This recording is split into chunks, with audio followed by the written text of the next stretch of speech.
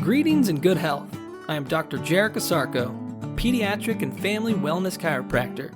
This is your lifeline to vitality, where we discuss ways to cultivate family wellness.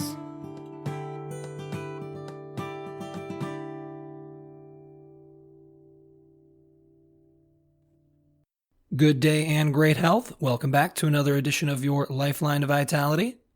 Today on the podcast, colic and the upper cervical spine. In the upper cervical spine, there are four main structures to focus on.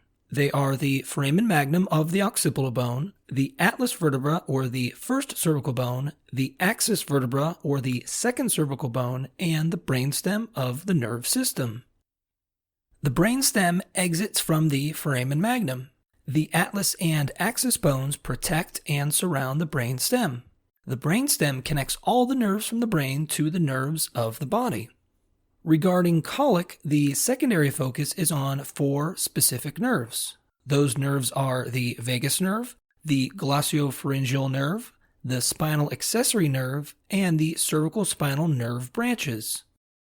The vagus nerve comes out of the skull next to the foramen magnum. It supplies function to a lot of structures, but mainly the neck arteries, the heart, lungs, liver, stomach, and the majority of the GI system. The glossopharyngeal nerve also leaves the skull with the vagus nerve. It supplies function to the tongue, throat, tonsils, and ear. The spinal accessory nerve comes out of the skull with the vagus and glossopharyngeal nerve. It supplies function to the large muscles of the neck and shoulders.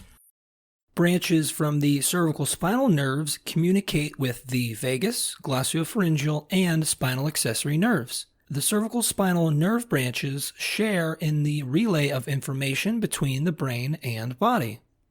The nerve system in general does four main things. It controls all the movements we make, senses everything we feel, regulates all our body organs, and relates us to the outside world. When nerves get stressed, it affects their sensitivity, perception, and behavior. There are three types of stresses we deal with in life. The stresses are physical, chemical, and emotional in nature. These stresses create nerve tension and spine imbalance. One specific job of the brainstem is to adapt to these stresses and help bring the spine back into balance. If the stresses are too great for the brainstem to adapt, compensations arise. One particular compensation that occurs in the upper cervical spine is a vertebral subluxation. A vertebral subluxation will cause the atlas and axis bones to get locked in a misaligned position. This lock will perpetuate spine imbalance and nerve system tension. This tension will lead to abnormal sensitivity, perception, and behavior of the brainstem and surrounding nerves. Nerve system function is disrupted. Over time, this disruption can lead to symptoms.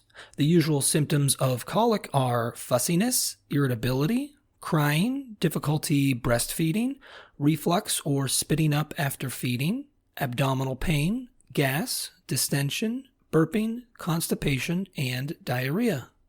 If we reference the four nerves from above, the vagus, glossopharyngeal, spinal accessory, and cervical spinals, we can see that all four of those nerves associate with colic symptoms. The goal of chiropractic is not to medically treat the symptoms of colic. The aim of chiropractic is to correct nerve tension and spine imbalance.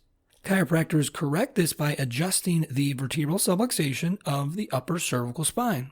Correcting the subluxation better optimizes the function of the brainstem and associated nerves. The nerve system overall can sense, perceive, and behave at a greater potential when a subluxation is corrected.